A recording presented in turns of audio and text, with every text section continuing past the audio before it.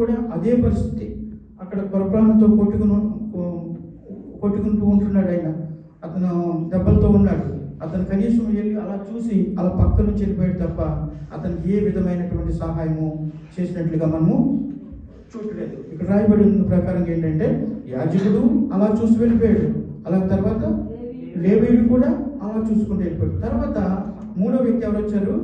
సమరయుడు వచ్చాడు. మరి సమరయుడు వచ్చినప్పుడు ఏం చేశాడంటే, అయ్యో పాపం ఒక వ్యక్తిని కొట్టేసి ఇక్కడ పడేశారే, రక్తం మడుగులో ఉన్నాడు, చనిపోతాడేమో, అయ్యో పాపం ఎలాగా మన ఈ వ్యక్తిని ఏదో రకంగా మనం కాపాడాలనుకుని అంత ఆతృతతో దగ్గరికి వెళ్ళి అతను ఏం చేశాడంటే ఆ గాయపడినటువంటి వ్యక్తిని చూసి అతను గాయాలు కట్టాడు.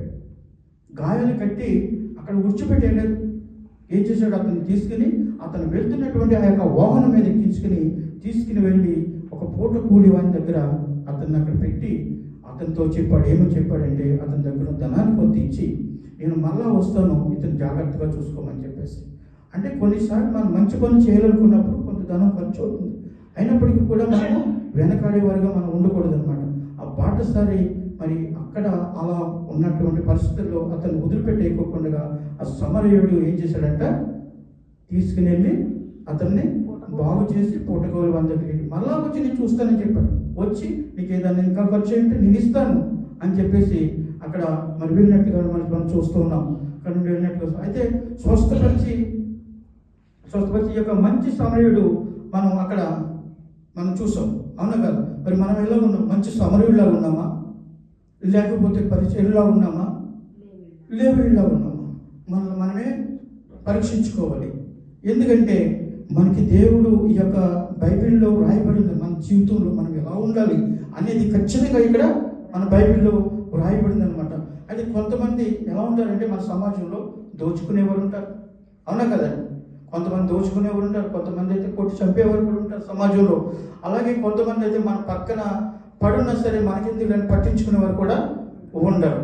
అయితే మనకు ఎందుకులే అనుకునేటువంటి వ్యక్తులు చాలామంది మనకు కనిపిస్తారు. అయితే అంతమందిలోనూ ఈ యొక్క సమరయుడు ఒక హీలర్గా ఉన్నాడు. ఎలా ఉన్నాడండి? ఒక హీలర్ అంటే స్వస్థపరిచేవాడిగా ఉన్నాడు అనమాట. మరి ఆ విధంగా మనం కూడా ఉండాలని దేవుడు కోరుకుంటున్నాడు. అంతే కదా? అంతేకాకుండా మనం ఏం చేయాలంటే ఈ దేవుడు ఈ యొక్క అంచె దినాలలో ఏం చేస్తున్నాడంట, ఆ సమరయుడిలా ఉండాలని కోరుకుంటున్నాడు. కాబట్టి మనం సమాజంలో ఉన్నప్పుడు ఒక కత్తితో మనం ఏం చేయగలుగుతామంట, ఒక మనిషిని గాయపరచగలుగుతాం, అదే కత్తితో ఆపరేషన్ చేసి బ్రతికించగలుగుతాం కూడా. అవునా కదా? మనం కూడా ఏం చేస్తూ ఉంటాము, ఒక్కొక్కసారి ఏదైనా ఒక ఇబ్బందుల్లో ఉన్నటువంటి వ్యక్తులను వాళ్ళని వీళ్ళని చూసి ఏమనుకుంటామంటే వాళ్ళని ఏదో రకంగా మన కత్తితో గాయపరచవలసి కానీ మాటల ద్వారా కూడా గాయపరుస్తుంటాం. మనము దేవుడు ఏం చెప్పాడు ఆ ప్రకారంగా ఉండాలంటే మనం ఏం చేయాలంట, ఒకరిని గాయపరిచేవారిగా మనము ఉండకూడదు. వాళ్ళని ఎవరైనా గాయపడితే వాళ్ళని ఏం చేయాలి, మనము గాయం కట్టేవారిగా ఉండాలి. అవునా కదా? ఇంకా మనం బాధ పెట్టి ఇంకా గాయపరిచేవారిగా మనం ఉండకూడదు అనమాట.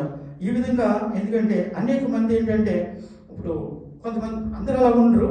కొంతమంది అయితే అయ్యో పాపం నీకు ఇలా జరిగిందా, హాస్పిటల్కి వెళ్ళాడు, ఆపరేషన్ పడింది, లేకపోతే ఎక్కడో ఏదో చూస్తాడు, అయ్యో ఇలా అయిందా, నీకు చనిపోతావు, లేకపోతే అయిపోతుంది, నీ పని అయిపోతుంది అంటే అతను ఇంకా కృంగిపోతాడు అనమాట. మనం అటువంటి వాళ్ళకి ఏం చేయాలి, మనం మంచి మాటలు చెప్పి అతన్ని ఓదార్పు మాట చెప్పి మంచి మాట చెప్పి మనం బ్రతికించాలి. ఒక హాస్పిటల్లో ఒక వ్యక్తి చనిపోయే పరిస్థితులు ఉన్నప్పుడు కూడా అయ్యో నువ్వు చనిపోతావని మనం చెప్పకూడదు. అతని దగ్గరికి నీకు ఎందుకు, బ్రతుకుతావు, దేవుడు ఉన్నాడు, దేవుడు నీకు రక్షిస్తాడు, దేవుడు నమ్ముకో, ప్రార్థించుకో అని చెప్పేవారంగా మనము ఉండాలి. అంతే తప్ప కృంగ తీసేవారిగా మనము ఉండకూడదు అని చెప్పేసి దేవుని యొక్క వాక్యము ఇక్కడ చదివిస్తూ ఉంది. అయితే మరి ఆ పోటు కూలి వాని దగ్గర ఇతను ఎందుకు జాయిన్ చేసిన తర్వాత కొంత ఖర్చు అయినా కానీ అతను ఎలా విధంగా చేశాడు కదండి. అయితే మనం ఏం చేయాలంటే ఎటువంటి పరిస్థితుల్లో ఉన్నా కూడా మనం ఒక సమరయుడిలా ఉన్నామా లేదా అనేది మనలో మనం కూడా మరి ప్రశ్నించుకోవాలన్నమాట. కనీసం ఎప్పుడైనా మనము స్వస్థపరిచే వల్ల ఉండాలని మన దేవుడు కోరుకుంటున్నాడు కదా. మనం అనుకుంటున్నామా ఒకరు స్వస్థపరిచే వల్ల ఉండాలనుకుంటున్నామా, లేదా ఒకరు గాయపరిచే వల్ల ఉంటున్నామా, ఏది అనేది మనం చూసుకుంటూ మనల్ని మనం పరీక్షించుకుంటూ ఉండాలి. ఎందుకంటే ఇక్కడ రాయబడింది లూకా 10:34 ఒకసారి చూడండి. అతనిని చూచి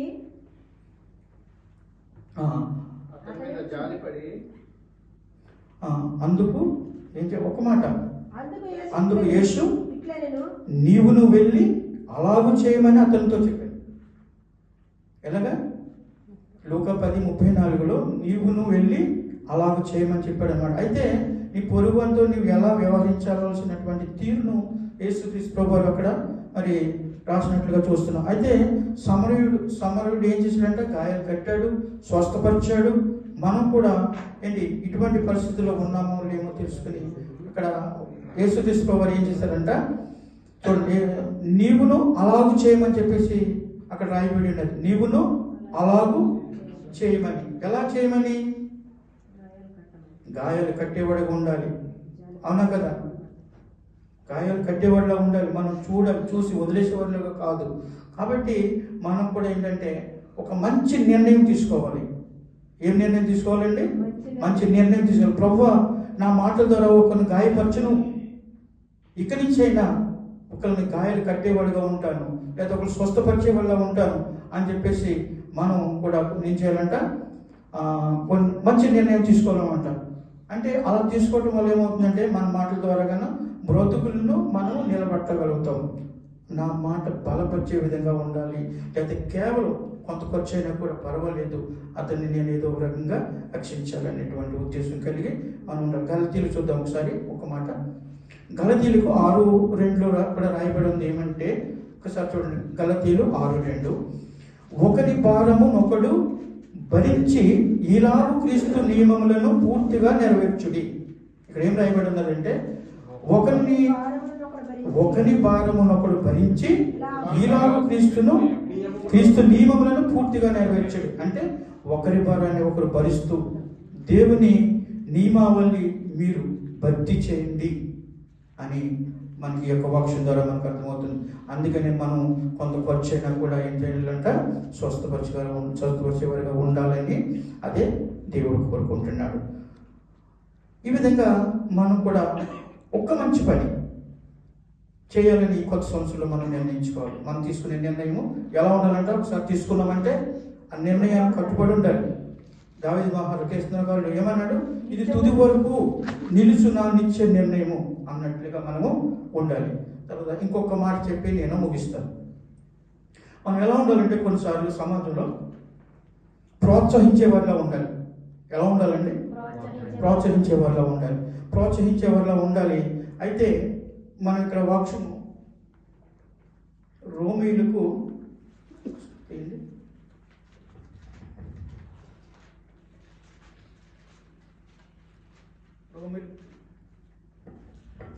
రోమీయులు 12వ అధ్యాయం